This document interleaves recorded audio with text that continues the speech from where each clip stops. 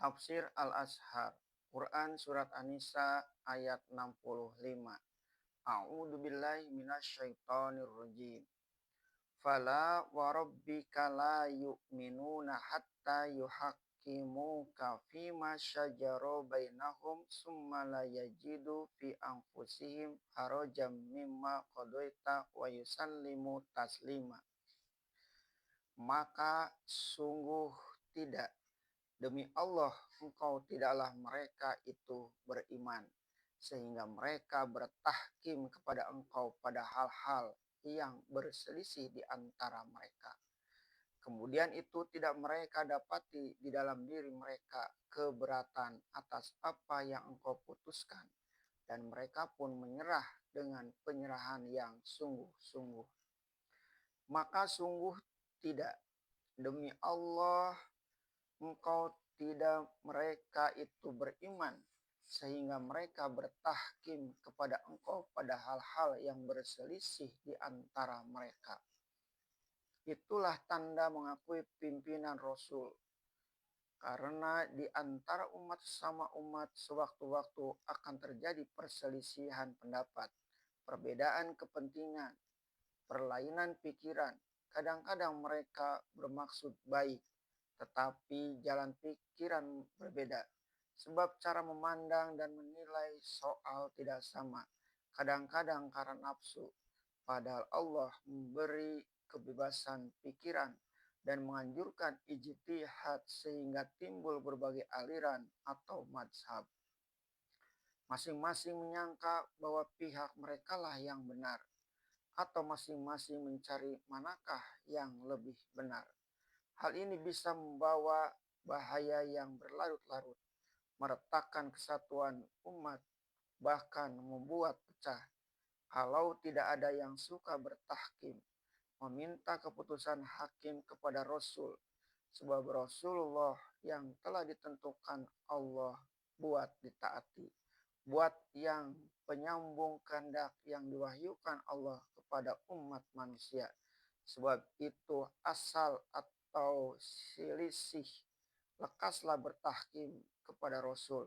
Kalau tidak mau begitu, tandanya tidak beriman. Allah berfirman pada bahwa orang yang tidak mau memutuskan perselisihannya kepada Rasul tidaklah orang yang beriman. Kemudian itu tidak mereka dapati di dalam diri mereka keberatan atas apa yang engkau putuskan, dan mereka pun menyerahkan dengan penyerahan yang sesungguh-sungguhnya. Apabila keputusan Rasul Shallallahu Alaihi Wasallam sudah keluar, mereka tunduk kepada keputusan itu dan menyerah, sebenar-benar menyerah. Tidak ada dalam hati sedikit tersimpan rasa tidak puas atas keputusan itu. Sehingga kalau masih ada yang hanya mulutnya saja yang menerima, sedang hatinya membantah, tandanya imannya kepada Allah masih juga munafik, dan rumah sudah tokok berbunyi, api padam untung berasap. Niscaya inilah yang jadi pegangan kaum muslimin sampai di akhir zaman. Orang yang sejaman dengan Rasul kalau berselisih bisa langsung meminta hukum kepada Rasul dan langsung pula menerima keputusan. Sekarang Rasul telah lama meninggal, maka ketaatan kita kepada keputusan hukum beliau setelah beliau wafat sama juga dengan ketaatan orang yang hidup sejaman beliau. Al-Quran sebagai sumber hukum telah berkumpul menjadi mushaf dan sunnah atau hadis Rasulullah SAW. Sudah tercatat pula selengkap-lengkapnya. Ulama-ulama yang dahulu telah menyalin pula hadis-hadis itu, menyisih dan menapis mana yang mutawatir dan mana yang mansur, dan mana yang masyhur, dan mana yang ahad, dan mana yang sahih, mana yang hasan, mana yang doif, dan mana yang maudhu atau palsu. Rasulullah Shallallahu Alaihi Wasallam pun ketika dekat akan meninggal dunia telah menjamin bahwa kita umatnya tidaklah akan beliau tinggalkan dengan sia-sia. Taroktu fikum amroini ma in tamassaktum bihima layan tadillu abada. Kitaballahi wa sunnata rasulihi. Telah aku tinggalkan pada kamu dua hal yang penting. Sekali-kali tidaklah kamu akan tersesat selama kamu masih berpegang kepada keduanya, yaitu kitab Allah dan sunnah Rasulnya. Hadis sahih riwayat Bukhari dan Muslim dan beberapa ulama hadis yang lain. Kata Buya Hamka, guru dan ayah saya, Dr. Syekh Abdul Karim Amrullah, mengatakan di dalam kitab beliau yang bernama Pedoman Guru, pembentukan kiblat paham yang keliru bahwa di zaman kita ini akan lebih memudah mempelajari agama dan lebih mudahlah berijtihad daripada di zaman-zaman dahulu kalau kita mau. Sebab baik Al-Quran maupun hadis tidak sesukar di zaman dahulu lalu untuk mendapatkannya. Jika dahulu ditulis dengan tangan, sekarang telah dicetak dan berlipat-lipat ganda banyaknya. Bukanlah memasukkan supaya semua orang paham ilmu agama dengan mendalam, sehingga semua sanggup menjadi mujtahid, sebab semua sudah ulama.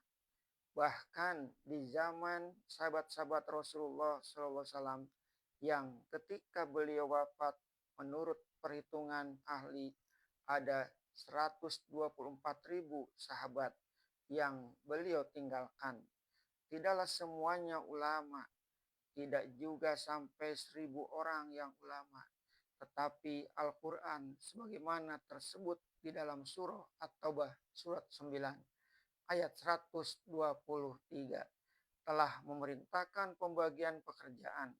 Mesti ada dari tiap-tiap golongan itu yang menyediakan diri untuk tafaquh fiddin, memperdalam pendidikannya tentang hukum-hukum dan ilmu agama. Inilah yang kita rebut di zaman sekarang, spesialisasi. Orang-orang yang mengistimewakan persahabatan kepada ilmu-ilmu agama belaka untuk tempat orang bertanya.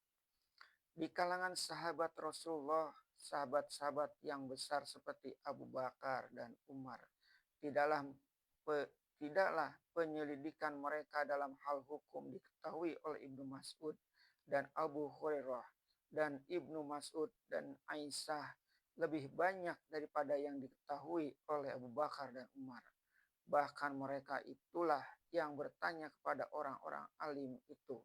Dalam beberapa hal, khalifah yang besar-besar itu bertanya kepada Ali bin Abi Thalib, karena beliau ini masih mempunyai kesempatan menyelidiki, sedang yang lebih tua lebih banyak waktu beliau terpakai dalam urusan negara.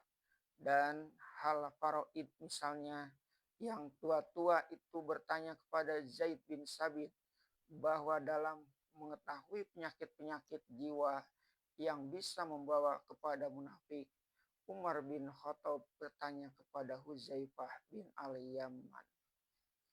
Oleh sebab itu, untuk menjaga supaya umat tetap bertahkim kepada Rasul, kembali kepada Al-Quran dan Sunnah dalam menyelesaikan pertikaian pendapat, perlulah selalu ada yang tafaquh fiddin, yang mengkhususkan penyelidikannya dalam hal soal-soal agama dan tempat bertahkim jika ada selisih malahan di dalam satu hadis. Al-ulama'u warasatul anbiya'i. Ulama adalah penerima pusaka nabi-nabi.